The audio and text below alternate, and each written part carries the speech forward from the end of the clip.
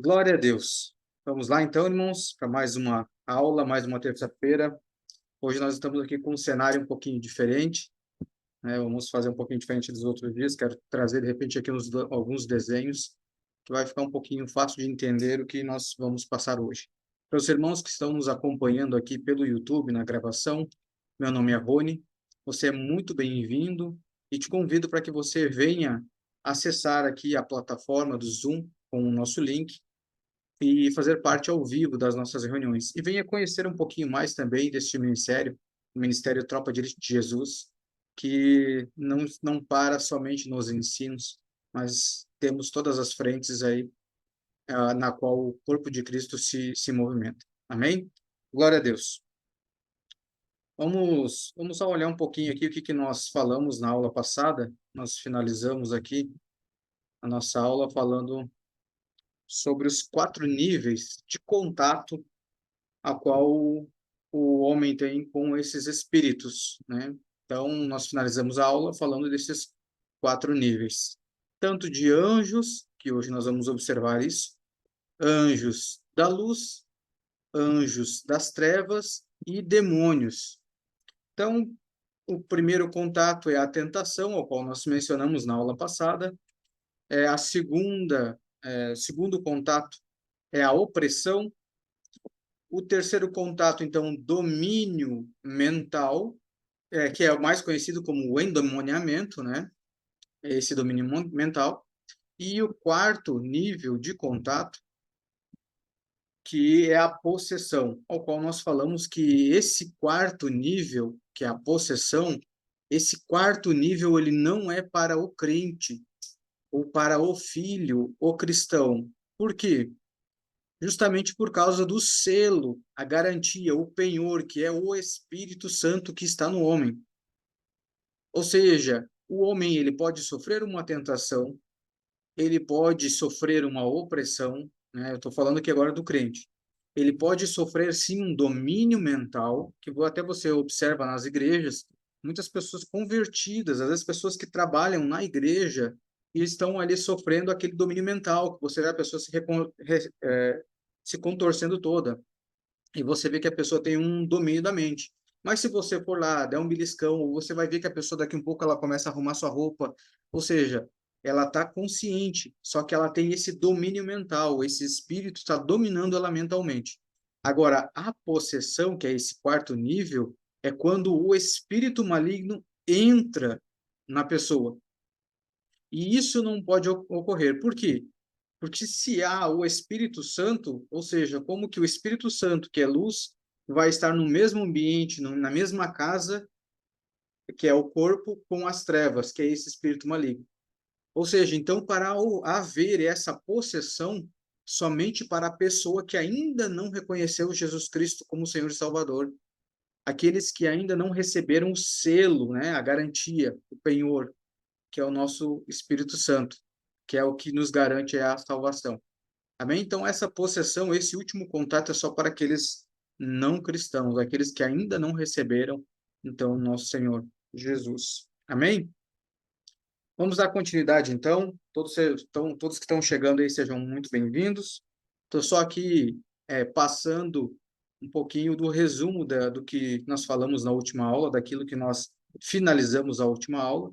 Nós vamos dar início agora à aula de hoje, então, falando um pouquinho sobre esses anjos, anjos das trevas, anjos da luz e os demônios, né? Nós já mencionamos em outras aulas aí que nós falamos que o mundo espiritual ele é operacionalizado pelos anjos, e nós vemos aí alguns textos que você observa que tem anjo para tudo. Então, quando o Senhor dá uma ordem, é um anjo que vai. Você pode observar, até nós pegamos aqui alguns textos lá em Apocalipse, você vai ver quando o Senhor dava uma ordem, tinha um anjo que ia trocar a trombeta, tinha um anjo com incensário, sempre tem um anjo para estar fazendo uma função. Então, o mundo espiritual, quem faz a função são os anjos. Amém? E o que são, então, esses anjos? Esses anjos, né, nós sabemos que são espíritos, mas são espíritos que nunca encarnaram, apesar de que eles podem sim, né, ocupar um corpo, tanto de pessoa quanto de animal. mas esse não era o fim deles, não era o objetivo de um anjo, né? E um exemplo que nós temos de um anjo que ocupou um corpo tanto de um homem, tanto de um animal, é o próprio Lúcifer, que nós observamos lá no jardim que ele entrou do quê? Na serpente, no animal. E depois nós vemos lá também, já lá no Novo Testamento, já com os discípulos, onde Satanás que entrou em Judas. Então nós vemos aí esses dois exemplos, que um anjo, sim, ele pode entrar, sim, num corpo físico, mas esta não é a finalidade dele, por quê? Até porque o anjo, né, como nós vemos nas escrituras, nós fomos feitos menores que os anjos, então para eles, é eles se rebaixarem, ter que entrar em um corpo.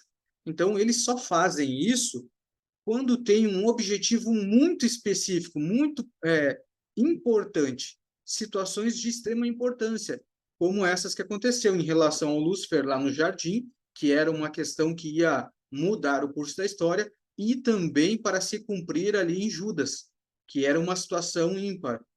Então, observe que os anjos em si, eles não têm esse costume, mesmo eles podendo. Amém? E os demônios? Qual é a diferença? Que a gente às vezes imagina que, mas são os anjos caídos. Esses demônios, ao qual nós chamamos, eles são espíritos desencarnados. E desencarnados de quem? De todo ser pré-adâmico. E também dos Néfilins, que nós vemos na Bíblia, que nós vamos ler aqui os textos, que são chamados de os gigantes, né? Então, esses demônios também são chamados de espíritos malignos. E hoje nós vamos ver um pouquinho sobre esses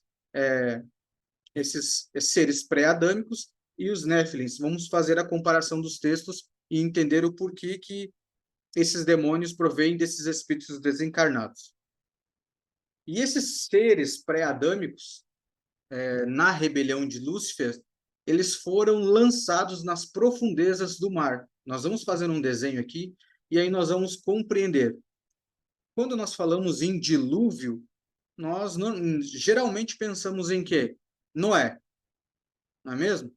Mas nós vamos ver que a Terra, em Gênesis 1:2, também estava em um dilúvio. E nós vamos fazer um desenho aqui para nós começar a compreender um pouquinho sobre como que foi desde o princípio, aonde que cada um estava, para onde foram, para onde que eles se movimentam. Amém? Então vamos pensar lá.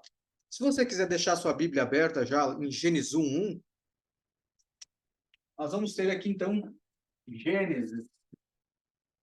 Vocês estão conseguindo enxergar aí, eu vou tentar fazer um pouquinho maior. Eu vou falando, vocês podem ir anotando e fazendo desenho aí também, tá? Gênesis 1:1. Vou botar aqui, ó. C, criação original. Amém? Então, nós temos a criação original da Terra. Gênesis 1:1. Quando nós vemos aqui para Gênesis 1:2, nós temos a Terra sob um juízo. Por que que nós falamos aqui que a Terra está sob um juízo? Nós vamos observar que vai dizer assim, e a Terra era sem forma e vazia, e havia trevas sobre a face do abismo, e o Espírito de Deus se movia sobre a face das águas. Ou seja, se no versículo 2 havia trevas, como nós vimos nas aulas anteriores, quer dizer que no versículo 1 tinha luz. Amém? E aqui, se a Terra agora ela está sem forma e vazia, nós vamos observar que há uma Terra desse formato assim.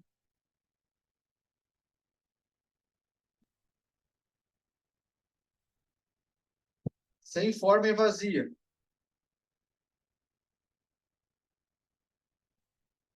E por que desse jeito? Que nós vamos observar nos versículos seguintes. Aqui nós temos a terra, então, sem forma e vazia. No versículo 3, o Senhor diz, haja luz, por quê? Porque havia trevas. Então, essa luz aqui, irmãos, quando o Senhor fala haja luz, nós temos que entender o quê? Através das Escrituras, quem que nós compreendemos que é a luz do mundo? Então, só para você pensar. que aqui quando o Senhor fala haja luz, não era a luz do sol, porque o sol ainda não tinha sido criado. Amém? E nós sabemos que Cristo, ele é o verbo. E nós também entendemos que o verbo, o que que o verbo faz?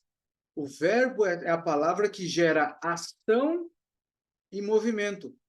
Ou seja, por que ele diz aqui, ó, haja luz, ou seja, haja Cristo? Porque é Cristo que vai dar toda ação, é o verbo que vai dar toda ação e movimento para reconstruir o que tinha entrado agora em trevas, para fazer a reconstrução de toda a terra. Amém? Versículo 1, 4. Capítulo 1, versículo 4. Houve separação, então, de luz e trevas. Por quê? Aonde chega a luz, que é Cristo, as trevas não podem habitar. Então, aqui o Senhor fez uma separação. Versículo 5, deixa eu ver aqui. E chamou Deus a luz de dia e as trevas de noite. E houve tarde e manhã do primeiro dia. Versículo 6. Versículo 6, o Senhor fez, então, ó, o firmamento separando a águas de águas. Mas como assim separando águas de águas? Nós vamos observar aqui que a Bíblia diz, aqui no versículo 2, olha que ele diz assim, ó, na parte B, e o Espírito de Deus se movia sobre a face das águas. Ou seja, a terra inteira aqui agora estava coberta de água. Ah, mas como que eu sei que toda essa terra aqui está coberta de água? Como é que eu vou saber? Nós já vamos chegar lá. Então o Senhor faz um firmamento separando águas de águas. O que é esse firmamento?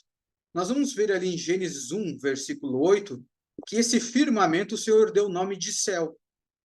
Ou seja, se eu vou fazer um desenho novo aqui, só para nós compreendermos aqui melhor. Vamos entender um pouquinho sobre toda essa parte da criação. Então, eu tenho aqui agora a Terra, sem forma e vazia. Aí nós temos, então, ela coberta de água. E agora o Senhor, então, faz um firmamento. Eu vou fazer aqui, ó, um firmamento. O que é isso aqui? Firmamento, céu. Vou botar aqui, ó. Céu, barra, ó, firmamento. Amém? Gênesis 1, versículo 8. Glória a Deus. Vamos seguir ali, então. Olha o versículo 7, o que ele diz ali, ó. Águas debaixo do firmamento e acima do firmamento. Então, o Senhor fez uma separação. Quando o Senhor criou os céus, esses céus, ou seja, quando o Senhor fez esse novo céu, o Senhor fez uma divisão de água. E que águas são essas? Águas acima do firmamento. Então, se aqui está o céu, que é o céu dos homens, o céu visível, onde está as nuvens, nós tínhamos uma camada de água, né, conhecida como uma abóbada aquática. Era uma camada que ela envolvia todo o redor da Terra com água. Onde tem nuvens, era uma camada de água. Nós vamos compreender depois o porquê dessa camada de água. Então, o Senhor faz agora uma separação. Tem águas em cima do firmamento e águas abaixo do firmamento. Amém? E um espaço aqui que é onde nós chamamos os céus. O versículo 8, então, ele chama o céu de o firmamento de céu. E o versículo 1:9, vamos ler ali o que ele diz. E disse Deus, ajunte-se as águas sobre o céu, né, sop, que é debaixo dos céus, em um lugar e apareça a terra seca. Olha aí, ó. Ou seja, aqui eu consigo ver que a terra estava completamente coberta de água, porque aqui o Senhor precisou dar uma ordem para que aparecesse a porção seca. Ou seja, então aqui, ó, nessa parte, agora a água já não cobre mais toda a terra, mas ela vai se juntar aonde? Nessas partes mais baixas da terra, ou seja, chamado o abismo. Então aqui vai aparecer terra, aqui vai aparecer terra, e nessas outras partes, água. quando o Senhor dá essa ordem para que aparecesse, então, a porção seca. Ou seja, então aqui agora nós compreendemos que toda a terra já estava em um dilúvio. Ela estava coberta por água. E aqui o Senhor dá essa ordem, então, para aparecer. Amém? Agora nós vamos avançar um pouquinho, vamos para um outro texto, para nós compreendermos um pouquinho sobre o porquê que eu estou falando dos seres. Quando o Senhor destrói, então, a terra, quando há a queda do anjo e há a destruição da terra, todos aqueles seres pré-adâmicos, ou seja, que existiam antes dessa destruição, dinossauros, os seres vivos, os homens que pareciam com os homens de hoje, mas não são igual, tá? Mas que existiam antes de Adão, todos esses espíritos, quando eles morreram, eles desencarnaram e eles tiveram que ir para um lugar. E que lugar é esse que esses espíritos foram? Para esse abismo, para as profundezas das águas. Aí você pode pensar assim, mas eles não teriam então que voltar para Deus? Eles não deveriam voltar para o Senhor? Só que lembrem que esses seres também estavam caídos, junto com toda a criação. Eles não tinham uma válvula de escape, ou eles não tinham um Cristo para fazer o resgate deles. Ou seja, toda a terra, toda a criação estava condenada junto com o anjo. E se nós observarmos, você vai ver que do que é composto o corpo humano? 70% do corpo humano é água. E todo ser que não está em Cristo está nas trevas. Então, qual é o ambiente aqui na Terra que se assemelha ao corpo humano sem Cristo? As profundezas do abismo. Por quê? Contém água e escuridão. Água, trevas. Por isso que você vai ver na Bíblia vários textos falando sobre lançar no abismo, lançar nas profundezas do abismo. É justamente por causa disso. Por isso que o nosso corpo, ele é um ambiente desejado por esses demônios, esses espíritos malignos. Justamente por causa disso.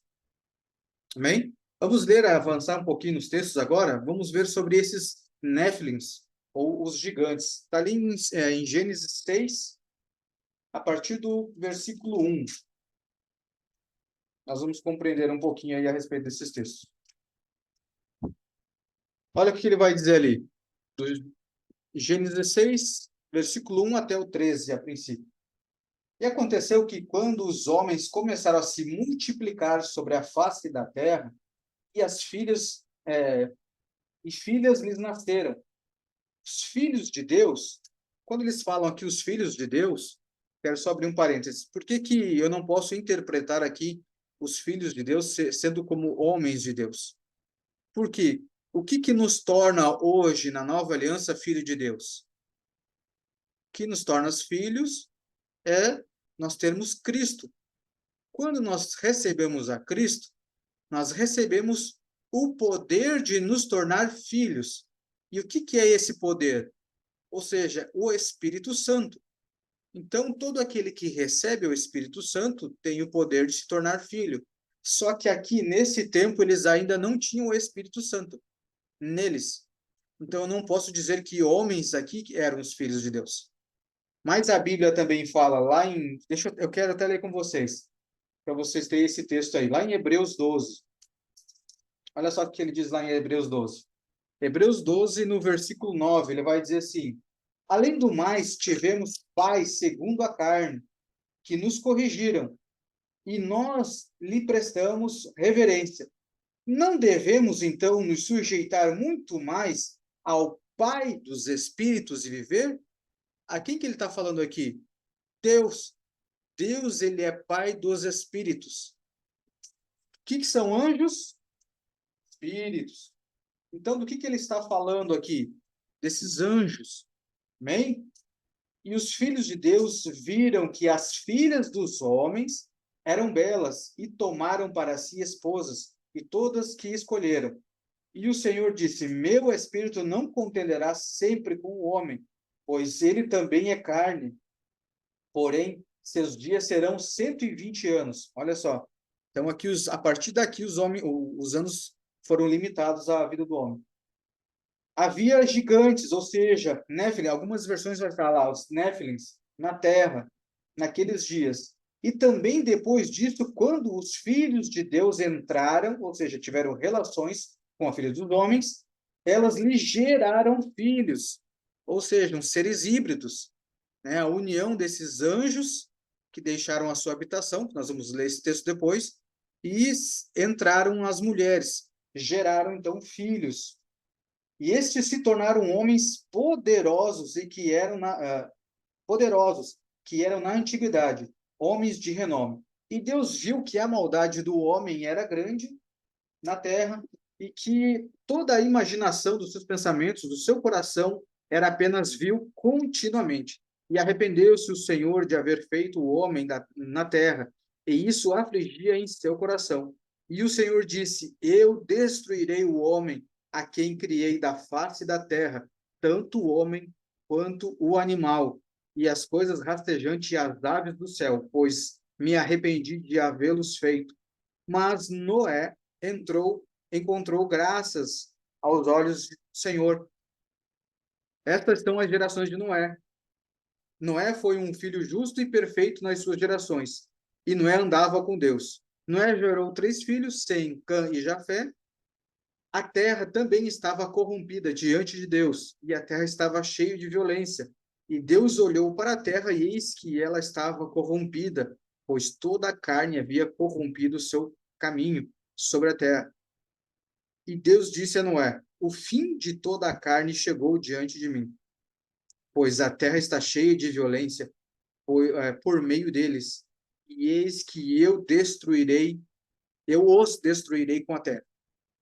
Então, o que o Senhor está falando aqui?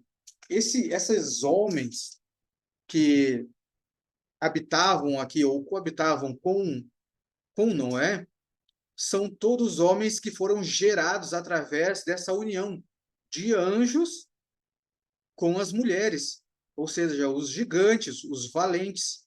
Então eram seres mestiços. E aí eles praticaram todo tipo de abominação. Por isso que o Senhor novamente ia terminar com a terra, e não só com os homens.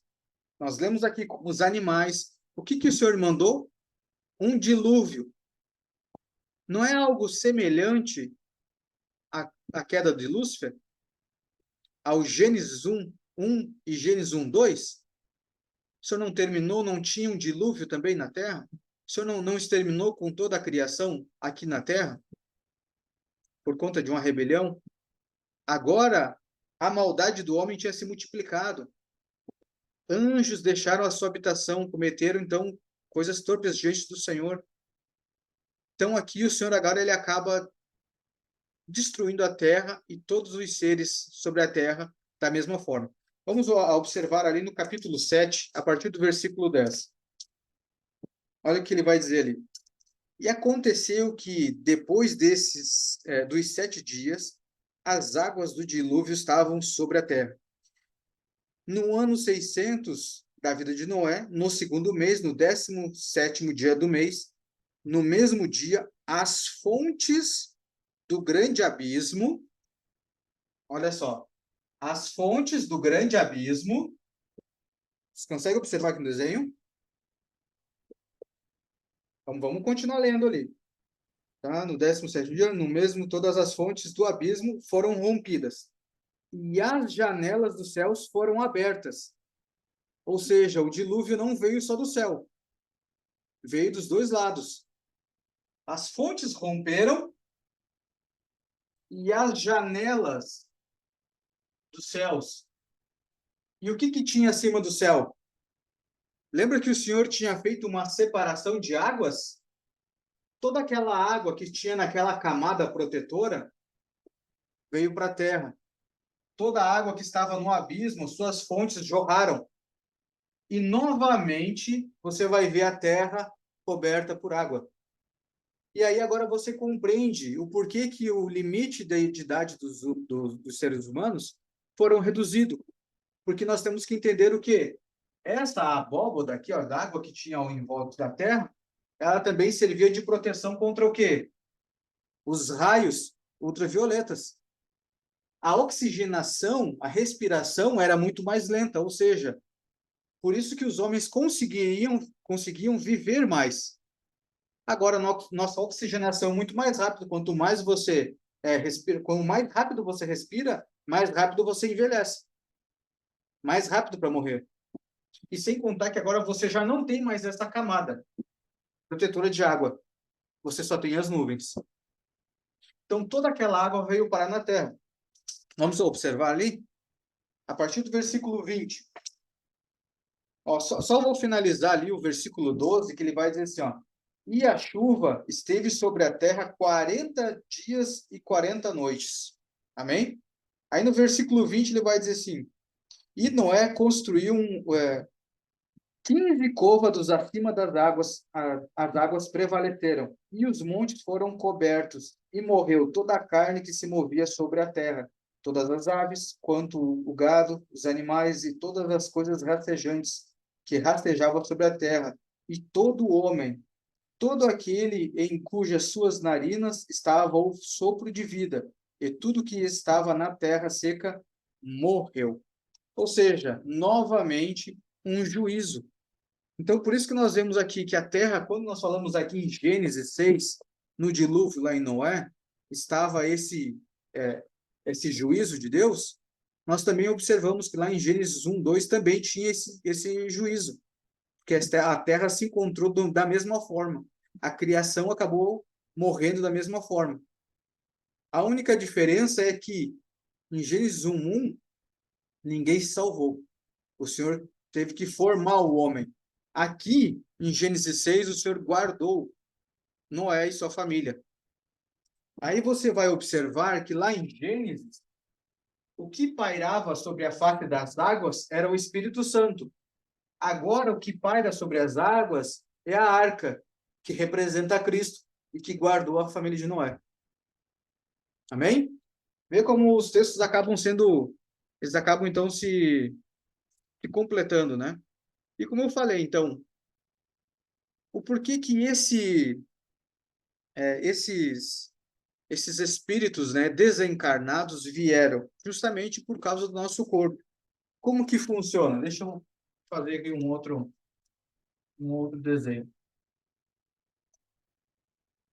Aqui nós temos, então, a Terra, amém? Vou fazer aqui um desenho. Temos as profundezas do abismo. E aqui a Terra. Eu fiz essa outra parte aqui porque é onde nós temos o chamado inferno. Essa parte aqui, as profundezas do abismo, ou algumas versões que são traduzidas literalmente, elas vão chamar de Tártaro. E um pouquinho acima aqui, deixa eu fazer aqui um outro. Essa parte aqui, que não é a Terra, tá? Vou fazer a Terra aqui em cima. Nós temos essa parte aqui, chamado Seio de Abraão. Amém? Então, aqui, abismo, Tártaro, inferno, ou também Hades. Você vai ver algumas versões. Seio de Abraão, algumas vocês também vão ver como Sheol. Amém? Então, você observa aqui que nós temos, então, esse abismo, que é as profundezas do mar, que tem um ambiente completamente favorável para esses espíritos. Nós vamos ler um texto aqui, quero que você separe aqui. Judas, que capítulo, irmãos? Capítulo único. Judas 1. Vamos lá, vai lá em Apocalipse, volta um livro. Vai ficar mais fácil para você achar. Versículos 6 e 7. Judas 1, 6 e 7. Ele vai dizer assim: e os anjos que não guardaram o seu estado original, mas deixaram a sua própria habitação, ele reservou cadeias eternas sob trevas até o julgamento do grande dia, assim como Sodoma e Gomorra e as cidades circunvizinhas, que da mesma maneira deram-se à fornicação e seguiram após, olha só, após carne estranha, foram postas como exemplos, sofrendo a vingança do fogo eterno. Ou seja, o que ele está falando aqui? Aos anjos que não guardaram o seu estado natural.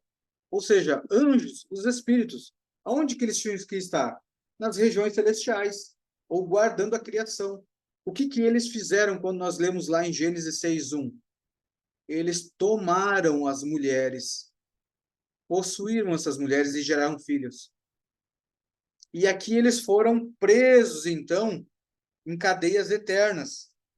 Então, esses anjos foram lançados aqui nesse abismo, em cadeias eternas. Esses anjos foram lançados aqui no abismo, em cadeias eternas, porque geraram filhos. Só que esses filhos, quando eles desencarnaram, esses homens que estavam na Terra, quando eles desencarnaram, e essa é a palavra correta, esses homens aqui, eles também foram lançados no abismo, mas eles não foram presos nesse abismo. Então, eles têm como sair, eles têm esse livre acesso. Por isso que quando você, às vezes, vai num terreiro, né, ou num centro, você vai ver que nem sempre o espírito desce. Muitas vezes o espírito sobe, vem de baixo. E da onde que ele vem? Dessas profundezas. São esses espíritos pré-adâmicos. E você vai ver caso também de pessoas, às vezes, né? Quem gosta de fazer o interrogatório com o diabo lá, né? Qual é que é teu nome? De onde tu veio? E a pessoa tá lá torta e não fala nada. Por quê? Porque também tem espíritos de animais. Você vai ver também que tem espíritos, na própria Bíblia fala sobre espíritos mudos. Então não vai falar nada. Então não fique perdendo tempo de fazendo entrevista com esses demônios. Manda sair. Chama para a luz e manda sair. Tem essa autoridade. Depois olhe para que a pessoa possa receber o Espírito Santo de Deus. Tá? E por que esses demônios eles podem sair? Que outro ambiente eles podem ocupar além das profundezas onde tem água e tem escuridão? Ele pode vir novamente para os homens. Por quê? Porque essa era a habitação original deles, nos seres viventes. E aonde ele vai encontrar, às vezes, homens que estão em trevas e aonde o corpo é 70% de água. Então, o que eles estão fazendo? Eles querem retornar para a sua habitação. Por isso que eles entram em quem não tem Cristo. Amém, irmãos? Glória a Deus. Só que uma vez que esses espíritos entram, raramente, não vou dizer, não nem dá para dizer raramente, mas eles não vão se manifestar com facilidade.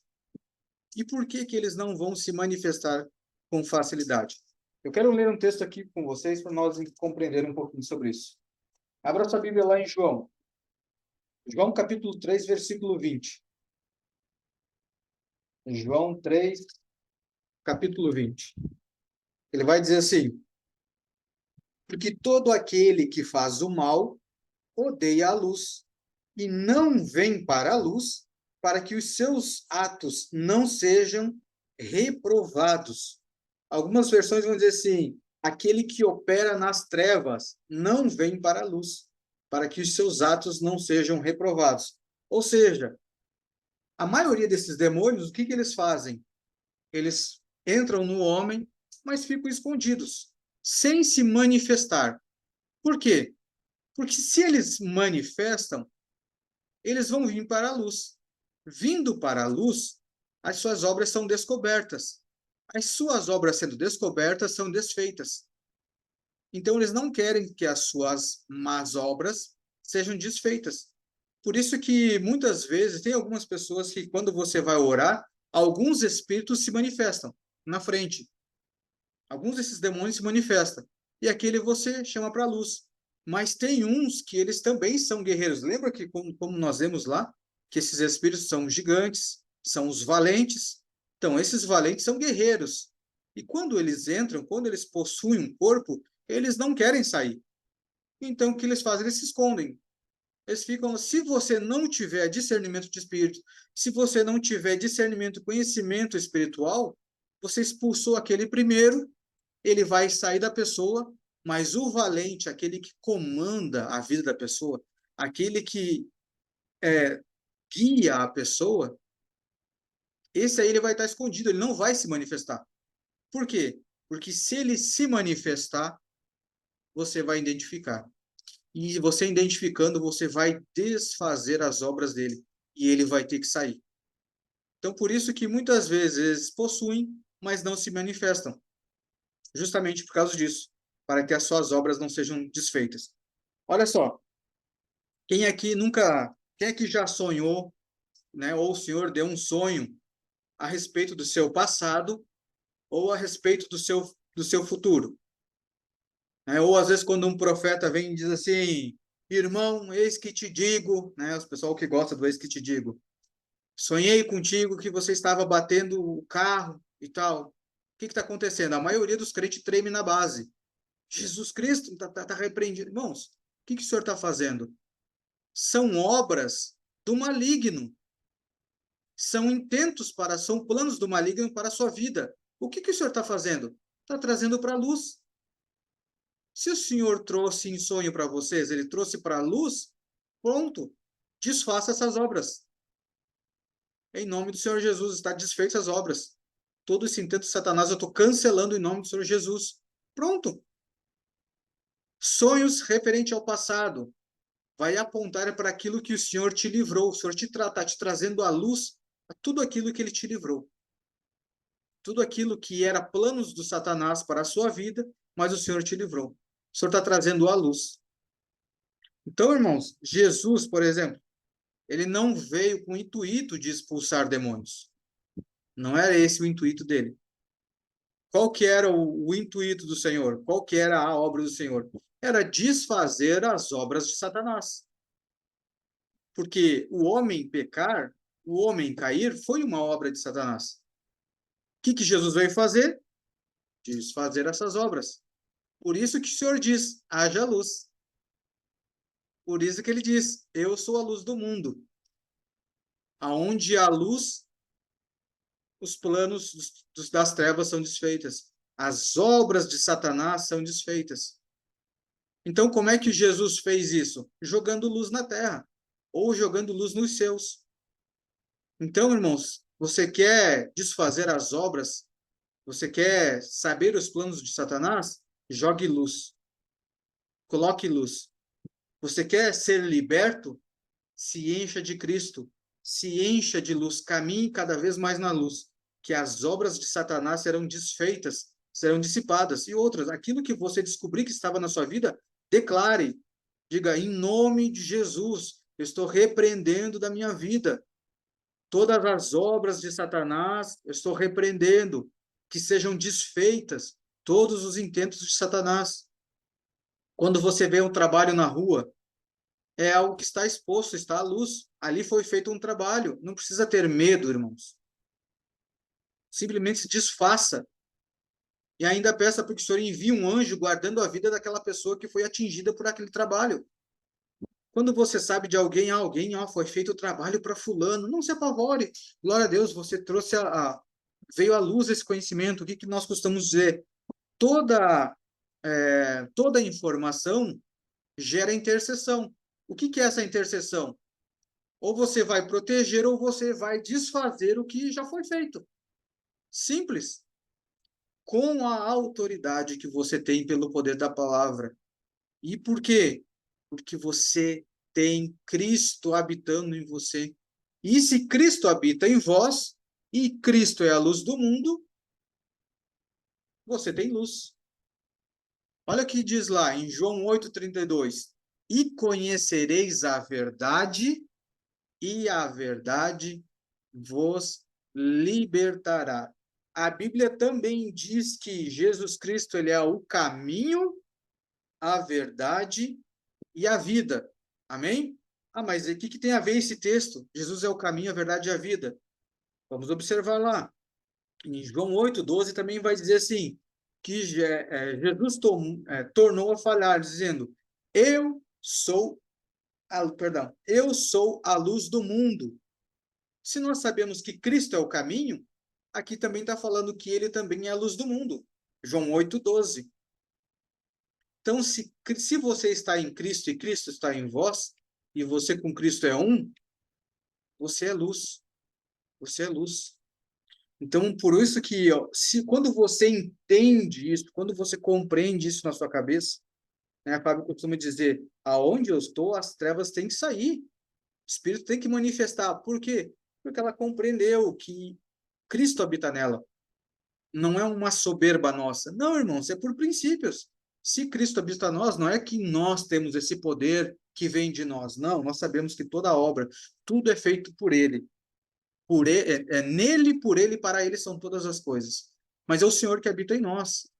Então, se Ele é a luz do mundo, Ele está conosco. E aonde nós estivermos, nós vamos iluminar o ambiente. Agora, claro, irmão, como é que está essa luz dentro de você?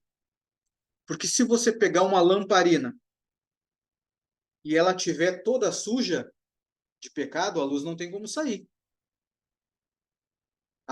Conforme o Espírito Santo vai limpando, vai tirando as camadas, esse vidro vai transparecendo.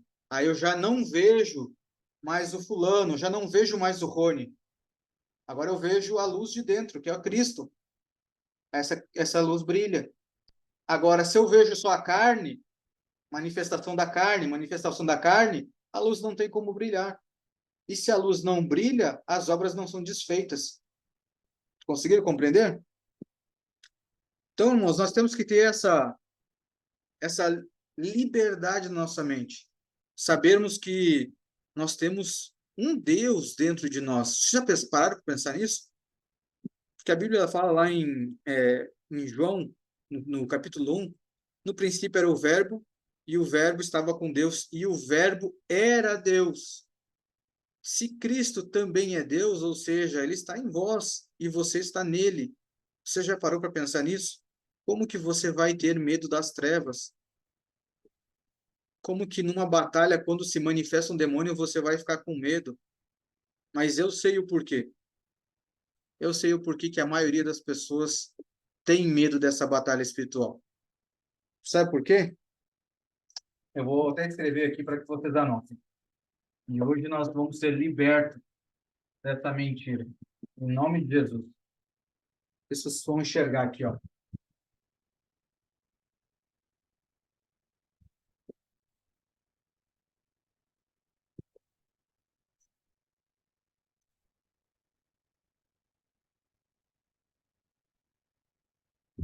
Conseguiram enxergar? Retaliação. Quem aqui já ouviu essa palavra? Retaliação. Ah, não, mas eu não vou me meter nisso aí. Não, porque eu tenho medo da retaliação. Irmãos, nós vamos entender uma coisa hoje. A retaliação. A retaliação, ela é uma resposta, tá? Usando a lei de Talião. Vamos colocar aqui, ó. Se você não ouviu falar disso, procure depois aqui, ó. Lei de Talião. Amém? Ou seja, o que quer dizer a lei de Talião? Ela vem de Tales. Ou seja, tal qual. O que quer dizer? Tal qual. Ou seja, olho por olho, dente por dente. Aquilo que você me fez, eu vou fazer a você. Amém? Então, esse é o medo que o povo tem. Que quando você vai repreender um demônio, que ele também daqui um pouco te persiga. Ah, eu não vou lá, porque senão depois, quando eu expulsar o demônio daquela pessoa, ele vai me perseguir. Mas o porquê que isso aqui não pode se aplicar, então, aos filhos de Deus? Ou seja, aos aqueles que têm Cristo. Por quê? Simples. Olha só. Vou fazer aqui, ó. Nós temos os seres das trevas. Amém? E aqui nós temos Cristo.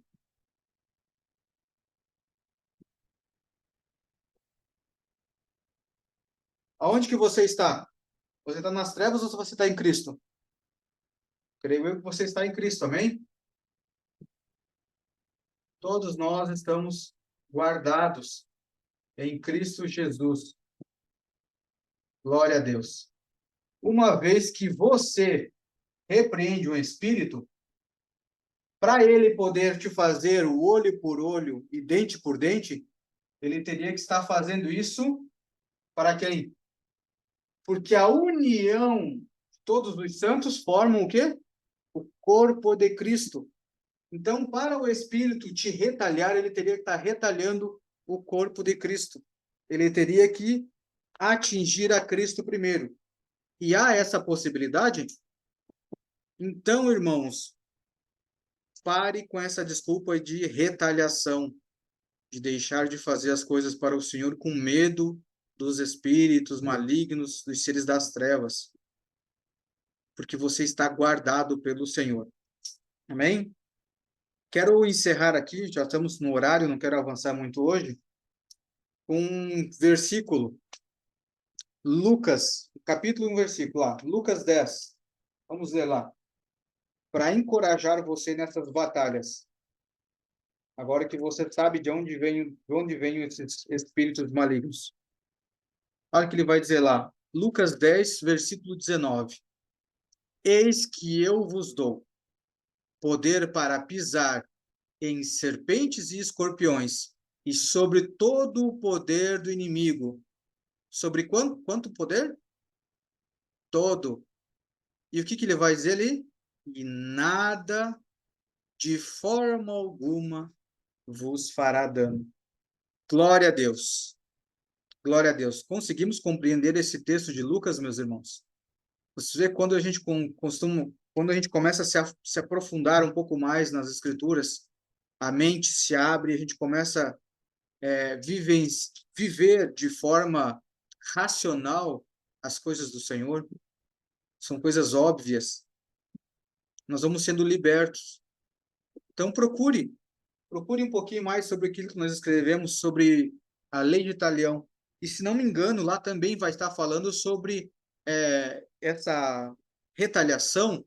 Ela só é possível de um reino maior retalhar um reino menor. Aí é só você pensar qual que é o reino maior, o reino de Cristo ou o reino das trevas? Se você está no reino do Senhor, o seu reino é muito mais forte que o reino das trevas. Então é impossível você ser retalhado, a menos que você esteja do lado das trevas. Aí sim, você vai ser retalhado. Quando você querer ganhar um cristão para as trevas, você vai ser retalhado. Agora, se você está em Cristo, está repreendendo um espírito maligno, não há essa possibilidade. Primeiro, porque eles teriam que atingir o corpo de Cristo. E outra, porque o reino de Cristo é maior. Amém? Glória a Deus. Encerramos por aqui.